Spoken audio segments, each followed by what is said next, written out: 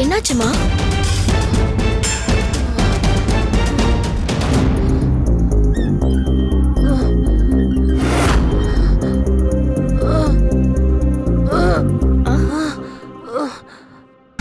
என்னம்மா? திரும்ப எதுக்குமா உள்ள போகணும்? உள்ள போய் நீ யார பார்க்க போற? ஐயோ, நீ ஏன் இப்படி பண்றேன்னு எனக்கு ஒண்ணுமே புரியல.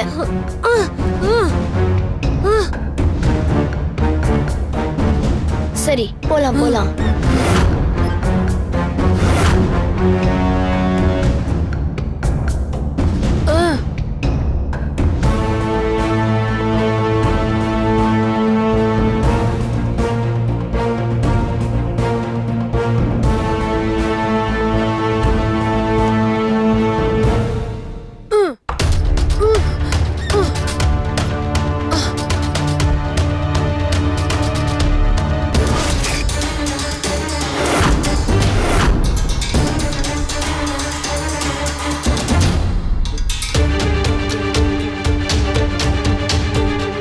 நில்லுங்க.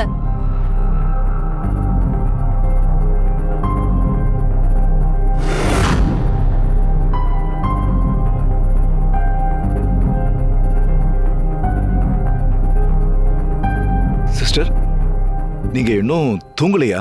இன்னைக்கு நீ என்கிட்ட கையும் களவுமா மாட்டணும்ல, அதான் தூக்கம் வரல. என்ன சிஸ்டர், மரியாதை குறையுது? திருட்டுத்தனமா குழந்தைய மாத்திர உனக்கு மரியாதை ஒரு கேடா?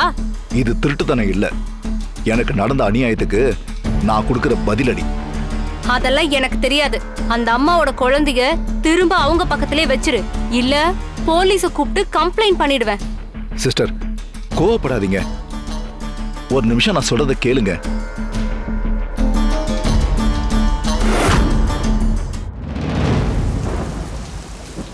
எதுக்கு இது? நான் செய்யறத கண்டுக்காம இருக்கிறதுக்கு. வெலை பேசுறியா? குழந்தைய பெத்த அம்மா கிட்ட இருந்து பிரிக்கிறது பெரிய பாவம். என்னால இதுக்கு துணை போக முடியாது. நீ ஒழுங்கா அந்த குழந்தைய அந்த அம்மா பக்கத்திலே வச்சிரு. சிஸ்டர், அவசரப்படாதீங்க. நீங்க யாரோ ஒரு பேஷண்டோட சொந்தக்காரங்க கிட்ட 10 ரூபாய்க்கு கெஞ்சிக்கிட்டு இருந்ததை நான் பார்த்தேன்.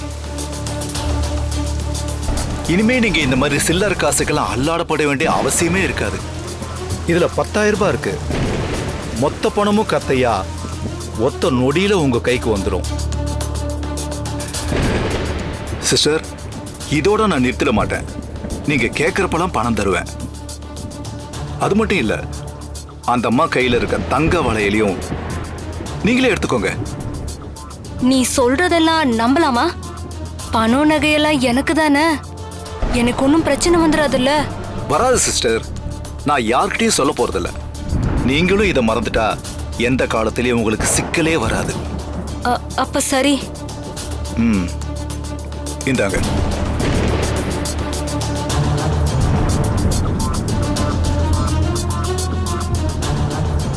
நீங்களே என் குழந்தைய அந்த அம்மா பக்கத்துல படுக்க வச்சிருங்க. அப்படியே உங்களுக்கு வேண்டியதும் எடுத்துக்கோங்க.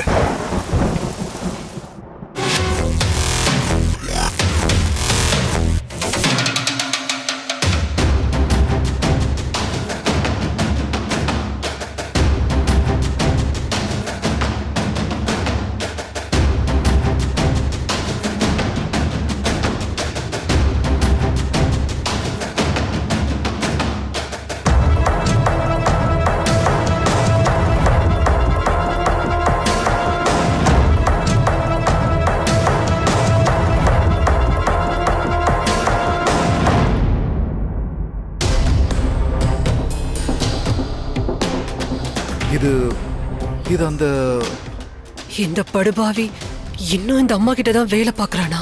இவன் செஞ்ச துரோகத்தை அந்த அம்மா கிட்ட இருந்து சாமர்த்தியமா மறைச்சிட்டான் போல இருக்கு. இவன் செஞ்ச பாவத்துக்கு துணை போனதுனாலதான் நான் கை கால் விளங்காம இவ்வளோ பெரிய தண்டனையை அனுபவிச்சுட்டு இருக்கேன். அந்த அம்மா உப்ப தின்னுட்டு அவங்களுக்கே அநியாயம் பண்ணினா அவன் வம்சமே தலைக்காம போயிடும்னு அவனுக்கு புரிய வைக்கணும். இத்தனை வருஷம் கழிச்சு இந்த 7 நாட்டு சனி என்ன தேடி வந்திருக்கு. ருத்ரா வர்றதுக்குள்ள இவளை எப்படியாவது சமாளிச்சு அனுப்பணுமே. சமாளிப்போம்.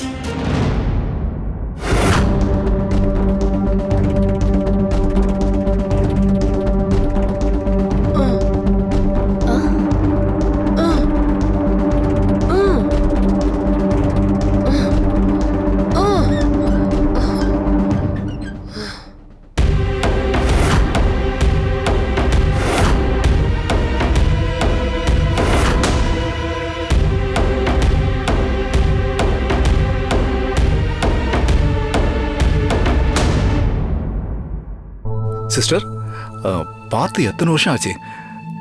எப்படி இருக்கீங்க?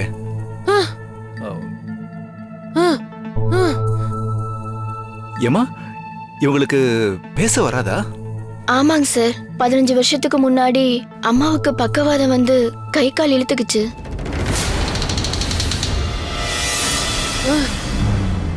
அப்போ இருந்து அம்மாவுக்கு பேச்சும் வரல. நல்ல வேலை, இந்த அம்மாவுக்கு கை காலோட சேர்த்து வாயு இழுத்துக்குச்சு, இல்லைன்னா உண்மையை உளறி கொட்டிருப்பா. ஆனாலும் ருத்ரா கிட்ட ஆக்ஷன்ல ஏதாவது சொல்லி குழப்பிட்டா? முதல்ல இவளை எப்படியாவது இங்கேருந்து விரட்டி அடிக்கணும்.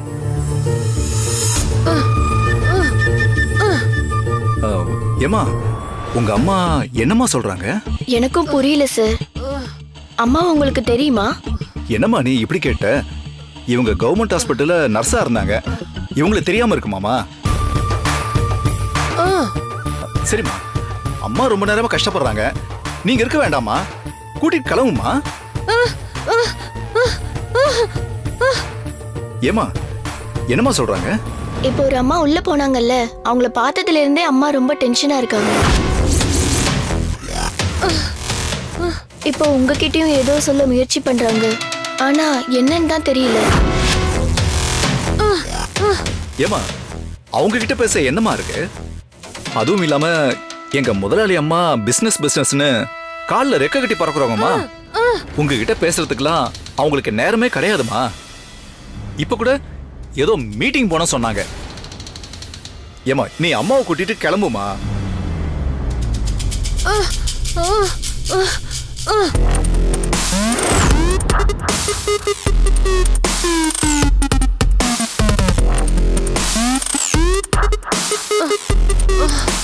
ரத்னம், அம்மா,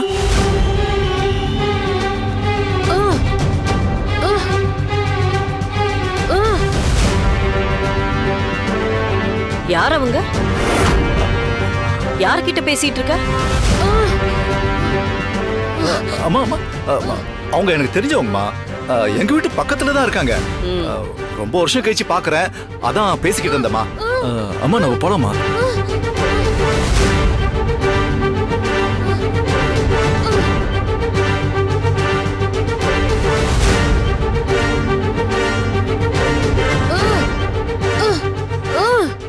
அந்த அம்மா என்னையும் கூப்பிடுறாங்க.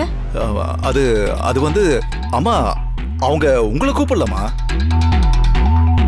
பாவமா, தலையில அடிபட்டதுனால கொஞ்சம் புத்தி சுவாதீனம் இல்லாம இருக்காங்க. அதான் யாரை பார்த்தாலும் இப்படி கை காட்டி கூப்பிடுவாங்கம்மா. அம்மா, நீங்க வாங்கம்மா போலாம். சரி, சொல்ல மறந்துட்டேனே, அனிதா போன் பண்ணியிருந்தா. சரிங்கம்மா. அனிதா அவ ஃப்ரெண்ட்ஸ் கூட ஏதோ வெளியே போயிருக்கா. சரி. அவ கார் பிரேக் டவுன் ஆயிடுச்சான். நான் அவளுடைய லொகேஷன் உனக்கு ஷேர் பண்றேன். சரிங்கம்மா. நீ உடனே போய் அவளை பிக்கப் பண்ணிக்கோ, இல்லனா அவ டென்ஷன் ஆயிடும். சரிம்மா. நான் கீதாவோட கார்ல வீட்டுக்கு போறேன். சரிங்கம்மா.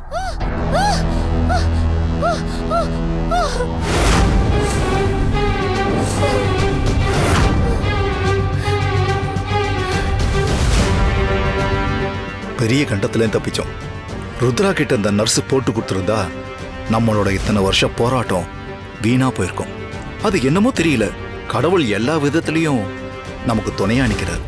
இருந்தாலும் ருத்ரா குரூப் ஆஃப் இண்டஸ்ட்ரி எல்லாம் அனிதா குரூப் ஆஃப் இண்டஸ்ட்ரியா மாற வரைக்கும் கவனமா இருக்கணும். கவனமா தான் இருக்கணும்.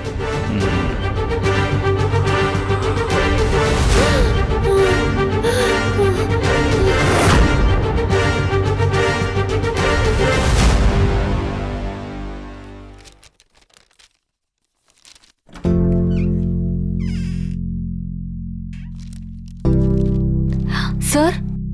Yes, come in.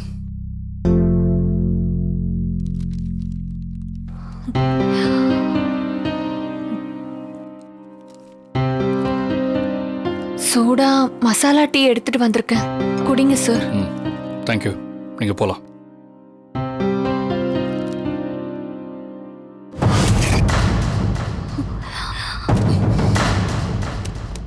நீ இன்னும் கிளம்பலையா? உன்னை அப்பவே செட்டில் பண்ணி அனுப்ப சொன்னேனே. Manager, manager. சார் சார், தெரியாம தப்பு நடந்துருச்சு சார். அதுக்காக 1000 தடவை உங்ககிட்ட மன்னிப்பு கேக்குறேன் சார். தயவு செஞ்சு என்ன வேலையை விட்டு தூக்கிடாதீங்க சார். எப்படி நடந்தாலும் தப்பு தப்பு தான். அண்ட் தப்ப தண்டிச்சுதான் எனக்கு பழக்கம், மன்னிச்சு பழக்கம் இல்ல. இனி உனக்கு இங்க வேலையும் இல்ல, கிளம்பு. சார் அப்படி சொல்லாதீங்க சார். இந்த வேலையும் இதுல கிடைக்கிற சம்பளமும் எனக்கு ரொம்ப முக்கியம் சார். இதை வச்சுதான் சார் நான் படிச்சிட்டு இருக்கேன். என்ன வேலையை விட்டு அனுப்பிட்டீங்கன்னா என்னோட படிப்பு பாதையிலேயே நின்றும் சார். உன் மேல பரிதாபம் வரணுங்கிறதுக்காக படிக்கிறேன் அது இதுன்னு கதை விடுறியா?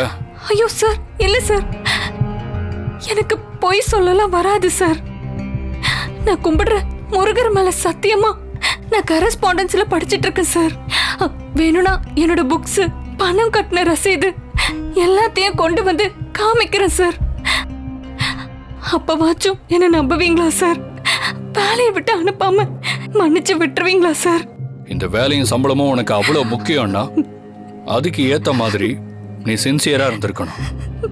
ஆனா நீ வேலைக்கும் லேட்டா வர, செய்யற வேலையும் ஒழுங்கா இல்ல. அப்புறம் உன்னை எதுக்காக நான் இங்க வேலைக்கு வச்சுக்கணும்? சார் நான் வேலைக்கு சேர்ந்து இத்தனை நாள்ல இப்படி ஆனதே இல்ல சார். இன்னைக்குதான் முதல் தடவை லேட்டா வந்து உங்ககிட்ட மாட்டிக்கிட்டேன் சார். உங்க மேல தண்ணி தெளிச்சது கூட என்னோட கவனக்குறைவு மட்டும் காரணம் இல்ல சார். ஏன்னா நம்ம கடைக்கு வந்த கஸ்டமர் அந்த பக்கமா போனாங்க சார். வழுக்கி விழுந்துற போறாங்கன்னு தான் அவங்களுக்கு குரல் கொடுத்தேன். அவங்களே பார்த்துட்டு இருந்ததுனால உங்களை கவனிக்காம விட்டுட்டேன் சார். உங்ககிட்ட பேசி பேசி எனக்கு தலைவலியே வந்துருச்சு. சார் நான் சொன்னதெல்லாம் நீங்க நம்பலன்னா இங்கதான் கேமராலாம் இருக்கே சார். அதுதான் நடக்கிறதெல்லாம் படம் பிடிச்சிருமே, அத கூட போட்டு பாருங்க சார். நான் சொல்றது உண்மையா பொய்யான்னு உங்களுக்கு தெரிஞ்சிரும். என்ன வேலை வெட்டி இல்லாதவன் நினைச்சியா? சிசிடிவி ஃபுட்டேஜை பாக்குறதுக்கெல்லாம் எனக்கு நேரம் இல்ல. நீ என்னதான் ஆர்கியூ பண்ணாலும் நான் என் முடிவை மாத்திக்கிறதா இல்ல. நீ கிளம்பலாம். என்ன காரணம் சொன்னாலும் தப்ப சரியாக்க முடியாதுன்னு எனக்கு புரியுது சார். ஆனா சூழ்நிலைன்னு ஒண்ணு இருக்குல்ல சார். சார் தெரிஞ்சே செஞ்ச தப்ப தண்டிக்கலாம், தெரியாம நடந்த தப்ப மன்னிக்கலாமே சார். எப்படி முடிவெடுக்கிறதுன்னு நீ எனக்கு கத்து தெரியா? இல்ல சார், என் மனசுல பட்டதை சொன்னேன். இந்த வேலையை நம்பிதான் என் படிப்பு இருக்கு சார். அந்த படிப்பை நம்பிதான் என் வாழ்க்கை இருக்கு. நிறைய பிரச்சனையை தாண்டிதான் நான் இந்த வேலைக்கு வந்துட்டு இருக்கேன். இதுவும் இல்லாம போயிடுச்சுன்னா நான் இன்னொரு வேலையை தேடிக்கிறது ரொம்ப கஷ்டம் சார். படிப்பு மட்டும்தான் என் வாழ்க்கையை காப்பாத்தும்னு நான் ரொம்ப நம்பிட்டு இருக்கேன். இந்த வேலை இல்லைன்னா நான் படிக்கணுங்கிற கனவும் கலைஞ்சிரும் சார்.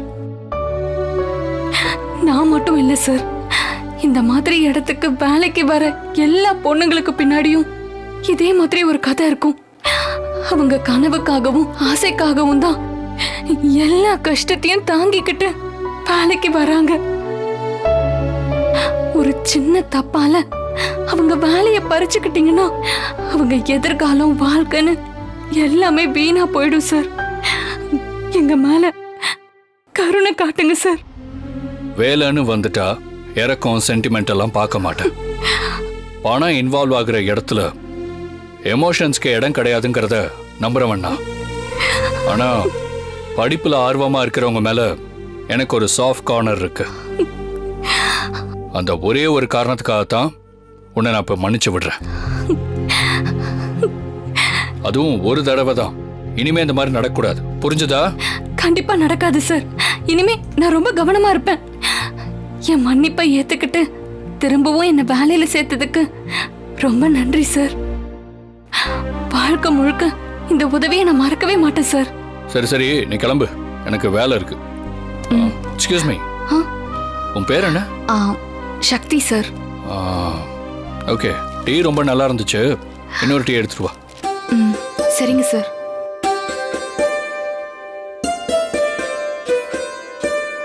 என்ன சக்தி சொல்ற? அப்பனா சார் போய் பார்த்து பேசிட்டு வந்துட்டியா? சார் என்ன சொன்னாரு? உன் மன்னிப்பை ஏத்துக்கிட்டாரா? நீ இங்கே வேலை பார்க்கலான்னு சொல்லிட்டாரா? ஆமாங்கா, நான் சொன்ன மாதிரியே அவர் காலில் விழுந்துட்டியா? நான் தான் அதை செய்ய மாட்டேன்னு சொன்னேன்ல. அப்புறம் எப்படி இது நடந்தது? அக்கா, நான் கூட்டி குறைச்சி எதையுமே சொல்லல. இந்த வேலையை நம்பிதான் என் படிப்பும் வாழ்க்கையும் இருக்குன்னு சொன்னேன். படிக்கிறவங்கள பார்த்தா அவருக்கு ரொம்ப பிடிக்கும் போல இருக்கு. உன் படிப்புக்காக தான் இந்த ஒரு தடவை உன்னை மன்னிச்சு விடுறேன்னு சொன்னாரு. எப்படியோ உன் வேலையை காப்பாத்திக்கிட்டல, அது போதும் எனக்கு. தெரியாம செஞ்ச தப்புக்கு எவ்ளோ கோவம், எவ்ளோ பேச்சு. அவர் இடத்துல வேற யாராவது இருந்திருந்தா நான் செஞ்ச காரியத்தை மன்னிச்சிருக்கவே மாட்டாங்க. வெளியில போன்னு சொல்லி விடாப்பிடியா துரத்தி விட்டுருப்பாங்க. ஆனா சார் ரொம்ப பெருந்தன்மையா என்னை மன்னிச்சு எனக்கு இன்னொரு வாய்ப்பை கொடுத்துருக்காரு. இதை நான் சரியா பயன்படுத்திக்கணும்க்கா. சாருக்கு பிடிக்கிற மாதிரி நடந்து அடுத்த தடவை அவர் இங்க வரப்ப நல்ல பேர் வாங்கணும். அதனாலதான் 2வது தடவை டீ போட்டுட்டு இருக்கேன். எதுக்கு 2வது டீ? பிடிச்சிருக்குன்னு சார் தான்க்கா கேட்டாரு. அப்படின்னா சார் மனச மாத்துனதுல மசாலா டீக்கும் பங்கு இருக்கு. இந்த யோசனை உனக்கு சொன்னது நான் தானே, அதனால எனக்கும் இந்த டீல பங்கு இருக்கு. அக்கா, பங்கு மட்டும் இல்ல, இங்க இருக்கிற மொத்த டீயும் உங்களுக்கு தான். சந்தோஷமா குடிங்க. நான் போய் இதை கொடுத்துட்டு வந்துடுறேன். ஓகே.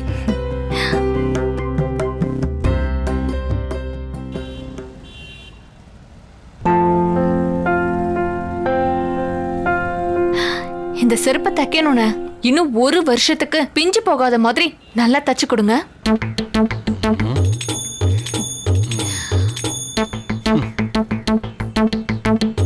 ஒரு வருஷத்துக்கு வர்ற மாதிரியா? அதுக்கு மேல வந்தாலும் எனக்கு சந்தோஷம் தானே. ஏம்மா, இந்த செருப்பு 6 மாசத்துக்கு வர்றதே அதிகம், இதுல 1 வருஷத்துக்கு வேணுமா? அப்படி இல்லன்னு, தேவைப்படுறப்ப செருப்பு வாங்குற அளவுக்கு வசதி இல்ல. துணிமணியில இருந்து செருப்பு வரைக்கும் இருக்கிறத தேத்தி போட்டுக்கிட்டாதான் உண்டு. கொஞ்சம் பார்த்து தச்சு கொடுங்கண்ணே. எவ்வளவு ஆகும்ண்ணே? 30 ரூபா ஆகுமா? சரிண்ணே. இந்தாங்கண்ணே. ஏண்ணே சிரிக்கிறீங்க? இல்லம்மா, அவசரத்துக்கு வர்ற எல்லாருமே 5க்கும் 10க்கும் பேரம் பேசுவாங்கம்மா. ஆனா நீ கூலிய சொன்னதும் உடனே சரின்ட்டியே. கஷ்டப்படுறவங்களுக்கு தான் இன்னொருத்தரோட கஷ்டம் தெரியும். வசதியா இருக்கிறவங்களுக்கு வானத்தையே கூரையா நினைச்சு வாழ்றவங்களோட வழி தெரியாது. சரியா சொன்னம்மா. ம்.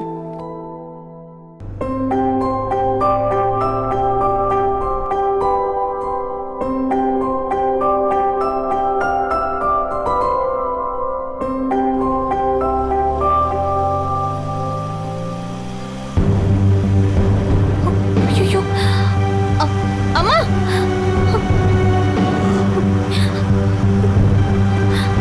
அம்மா, அம்மா, அம்மா, அம்மா, வண்டியை நிறுத்துங்கண்ணா. அம்மா, புடவை, அம்மா, புடவை மாட்டிருக்கு.